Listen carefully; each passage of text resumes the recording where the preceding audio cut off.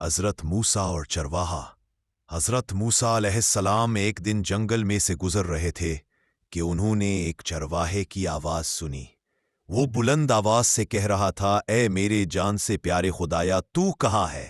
میرے پاس آ، میں تیرے سر میں کنگھی کروں، جوئے چنوں۔ تیرا لباس میلا ہو گیا ہے تو اسے دھوؤں، نئے نئے کپڑے سی کر تجھے پہناؤں۔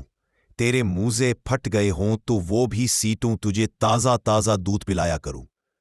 اور اگر تو بیمار ہو جائے تو تیرے رشتہ داروں سے بڑھ چڑھ کر تیری تیمارداری کروں، تجھے دوا پلاؤں، ہاتھ پیروں کی مالش کروں، اور جب تیرے آرام کا وقت ہو تو تیرا بستر خوب جھاڑ پونچھ کر صاف کروں۔ اگر مجھے معلوم ہو کہ تیرا گھر کہاں ہے تو بلا ناغہ صبح شام گھی اور دودھ تیرے واسطے لے آیا کروں۔ غرض میرا کام ہر طرح تجھے خوش رکھنا اور تیری خدمت کرنا ہو۔ میری ساری بکریاں تجھ پر قربان ہوں، اب تو آجا، تیرے فراق میں میری بے قراری حد سے بڑھ گئی ہے۔ وہ چرواہا دنیا و ما فیہا سے بے خبر ایسی ہی باتیں کر رہا تھا۔ حضرت موسیٰ علیہ السلام اس کے قریب گئے اور کہنے لگے، ارے احمق، تو یہ باتیں کس سے کر رہا ہے؟ چرواہے نے جواب دیا، اس سے پڑھ رہا ہوں جس نے مجھے اور تجھے پیدا کیا اور یہ زمین آسمان بنائے۔ یہ سن کر حضرت موسیٰ نے غضب ناک ہو کر کہا، ارے بدبخت، تو اس بیہودہ بکواس سے کہیں کا نہ رہا، بجائے مومن ہونے کے کافر ہو گیا۔ خبردار، آئندہ ایسی فضول بکواس ماں سے نہ نکالیو، اپنے حلق میں روئی ٹھونسے، تیرے اس کفر کی بدبو ساری دنیا میں پھیل گئی۔ ارے بے وقوف، یہ دودھ، لسی اور روغنی روٹیاں ہم مخلوق کے لیے ہے، کپڑوں کے محتاج ہم ہیں۔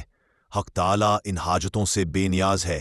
اگر تو نے اپنی زبان بند نہ کی تو یاد رکھ، غیرت حق آتش بن کر کائنات کو جلا ڈالے گی۔ خدا ایسی خدمتوں سے بے پرواہ ہے، وہ نہ بیمار پڑتا ہے، نہ اسے تیمارداری کی ضرورت ہے، نہ اس کا کوئی رشتہ دار ہے۔ دودھ تو وہ پیے جس کا بدن اور عمر بڑھنے والی ہو اور جو ضعف محسوس کرتا ہو، اور موزے وہ پہنے جو پاؤں کا محتاج ہو۔ حق تعالیٰ ان باتوں سے بری ہے، توبہ کر اور اس سے ڈر۔ حضرت موسیٰ کے غیظ و غضب میں بھرے ہوئے یہ الفاظ سن کر چرواہے کے اوسان خطا ہو گئے، خوف سے تھر تھر کپنے لگا، چہرہ زرد پڑ گیا۔ بولا، اے خدا کے جلیل القدر نبی، تو نے ایسی بات کہی کہ میرا من ہمیشہ کے لیے بند ہو گیا اور مارے ندامت کی میری جان ہلاکت میں پڑ گئی۔ یہ کہتے ہی چرواہے نے آہ بھری اور اپنا گریبان تار تار کیا اور دیوانوں کی طرح سر پر خاک اڑاتا غائب ہو گیا۔ حضرت موسیٰ علیہ السلام حق تعالیٰ سے ہم کلام ہونے کے لیے کوہ طور پر گئے تو خدا نے ان سے فرمایا، اے موسیٰ، تو نے ہمارے بندے کو ہم سے جدا کیوں کیا؟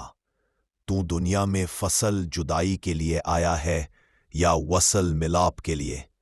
خبردار، اس کام میں احتیاط رکھ اور جہاں تک تجھ سے ہو سکے فراق کی حد میں قدم مت دھر۔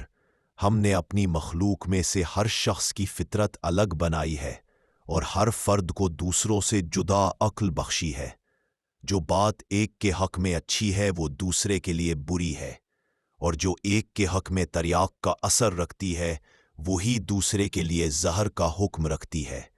ایک کے حق میں نور، دوسرے کے حق میں نار، ایک کے لیے گلاب کا پھول، دوسرے کے لیے کانٹا۔ ہمارے ذات پاکی اور ناپاکی سے مبرے ہے، اور اے موسیٰ، ہم نے یہ مخلوق اس لیے پیدا نہیں فرمائی کہ اس سے ہمیں کوئی فائدہ پہنچتا ہے۔ اسے پیدا کرنے کا مقصود صرف یہ ہے کہ اس پر ہم اپنے کمالات کی بارش برسائیں۔ جو شخص جس زبان میں ہماری حمد ثنا کرتا ہے اس سے ہماری ذات میں کچھ کمی بیشی واقع نہیں ہوتی، بلکہ جو موتی اس کے من سے نکلتے ہیں ان سے مداح کرنے والا خود ہی پاک صاف ہوتا ہے۔ ہم کسی کے قول اور ظاہر پر نگاہ نہیں رکھتے، ہم تو باطن اور حال کو دیکھتے ہیں۔ اے موسیٰ، خرد مندوں کے آداب اور ہے، دل جلوں اور جان ہاروں کے آداب۔ اور حضرت موسیٰ نے جب خدا کا یہ عتاب آمیز خطاب سنا تو سخت پشیمان ہوئے اور بارگاہ الہی میں نہایت ندامت اور شرمساری سے عفو کی درخواست کی۔ اضطراب اور بے چینی کی حالت میں اس چرواہے کو ڈھونڈنے جنگل میں گئے۔ اس کے قدموں کے نشان دیکھتے دیکھتے اس قدر چلے کہ پیروں میں چھالے پڑ گئے۔ صحرا و بیابان کی خاک چھان ماری، لیکن چرواہے کا کہیں پتہ نہ پایا۔ کہتے ہیں حضرت موسیٰ نے اپنی تلاش جاری رکھی، یہاں تک کہ آپ اسے پا لینے میں کامیاب ہوئے۔ چرواہے نے انہیں دیکھ کر کہا، اے موسیٰ، اب مجھ سے کیا خطا ہوئی کہ یہاں بھی آن پہنچے؟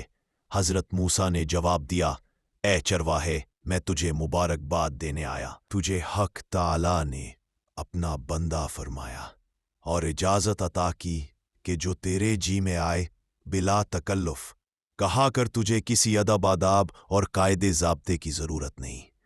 تیرا کفر اصل دین ہے اور دین نور جاں، تجھے سب کچھ معاف ہے، بلکہ تیرے صدقے میں تمام دنیا کی حفاظت ہوتی ہے۔ چرواہے نے آنکھوں میں آنسو بھر کر کہا، اے پیغمبر خدا، اب میں ان باتوں کے قابل ہی کہا رہا ہوں کہوں، میرے دل کا تو خون ہو چکا، اور اب میری منزل سدرۃ المنتہا سے بھی آگے ہے، جب سے اب تک ہزاروں لاکھوں برس کی راہ طے کر چکا ہوں۔ تو نے میرے دل کو ایسی چوٹ لگائی کہ ایک ہی جست میں 7 آسمان سے بھی آگے نکل گیا۔